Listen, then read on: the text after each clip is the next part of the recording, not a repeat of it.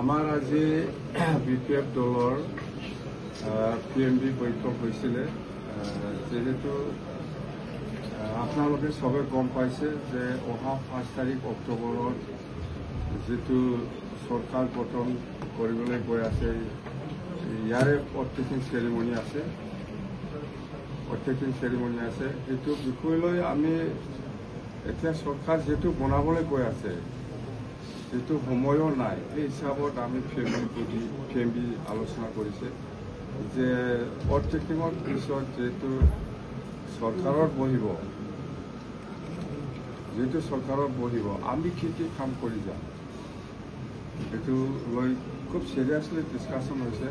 আৰু আমি আসলতে বিপিএফ হিসাবে অকলে নির্বাচন করেছি সবাই জানে আমি বিপিএফ হিসাবে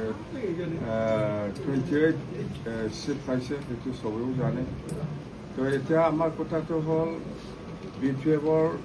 হয় বিপিএফে 28 সিট পাইছে অকলে সরকার গঠন করব পারে এটো কোনো কনফিউশন হব নালাগে কিন্তু আমার বিপিএফর নেতা কর্মী সকলে যিখিনি PMB বডি বা ডিস্ট্রিক্ট বডি বা সেন্ট্রেলত যিখিনি কর্মীসকল আছে সবে চিন্তা কৰিছে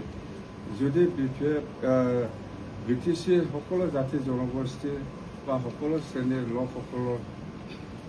যেটো উন্নয়নৰ কথা কৈ আহিছো বা BTC নিৰ্বাচনৰ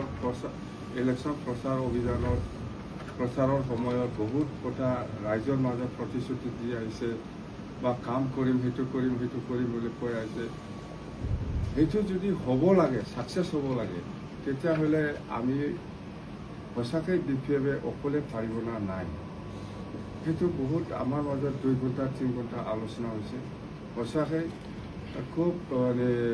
চিন্তাজনক আৰু সিৰিয়াস আমাৰ মাজত ডিসকাশন হৈছে ইয়াৰ মাজতে আমাৰ এটা যে লাষ্টত কনক্লুজন আমি কৰিব পাৰিছো বা ডিসিশনত আনিব পাৰিছো যদি বিজেপি এলায়েন্স NDA বা বিজেপিয়ে UPPL দলক যদি NDA পৰা বাদ দিব পাৰে তেতিয়াহ'লে বিপিএফ দল হিচাপে NDA লগত থকাত কোনো আপত্তি নাই আৰু আমাৰ যিখিনি ইলেকশন ইস্তাহাৰত যিখিনি ৰাইজৰ হৈ কাম কৰিবৰ কাৰণে যিখিনি প্ৰচাৰ চলাই আহিছিল ইস্তাহাৰত লিখিতভাৱে প্ৰচাৰ কৰিছে সেইবিলাকৰ ওপৰত ইমপ্লিমেণ্টেশ্যনৰ ক্ষেত্ৰত যদি সহায় কৰে বিজেপিয়ে আমাৰ NDA থকা পিছত বা আমি NDA থাকিম তেতিয়াহ'লে আমাৰ কোনো আপত্তি নাই সেটা কথা UPPL থাকিলে বিপিএফ নাথাকিব যদি UPPLক বাদ দিব পাৰে তেতিয়া বিপিএফে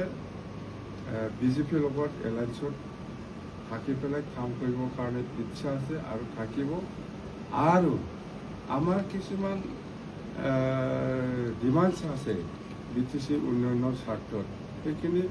নিশ্চয় বিজেপিয়ে আমাক সহায় কৰিব বুলি আমি আশা কৰি আজি আমাৰ কোনো আপত্তি নাই NDA থাকাৰ সেইখিনি ডিসিশন আমাৰ মাজত আহি স্পষ্ট কথা থাকিব স্যাৰ বিজেপিয়ে যদি UPPLক NDAৰ পৰা বাদ দিয়ে তেনেহলে বিপিএফে কি বিজেপিৰ লগত এলায়েন্স সৰকাৰ কৰব নেকি BTC-ত সৰকাৰৰ কথা পিছত প্ৰথম এলায়েন্সটো ক্লিয়াৰ কৰিব লাগে ইয়াৰ পিছতহে সরকার প্রথম এলায়েন্সটো ক্লিয়ার আমি কৈছিলো যে UPPLক বাদ দিয়ক আমি NDAত সোমাই যাম তেতিয়া ক্লিয়াৰ হৈ গ'ল তেতিয়া বিজেপিক লৈ পেলাই সৰকাৰ কৰে নকৰে এইটো অট'মেটিক ইনক্লাইন সেইটোৱে UPPLক বাদ দিয়ক আমি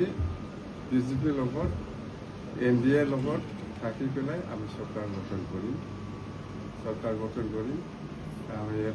গঠন কৰি মানে এলায়েন্সত আমি থাকিম সৰকাৰটো অকলেও বনাব পাৰে বিজেপিকো লৈ পেলাই বনাব পাৰে সেইটো সেকেন্ড অপশন প্ৰথমত NDA এলায়েন্স UPPLক বাদ দিব লাগিব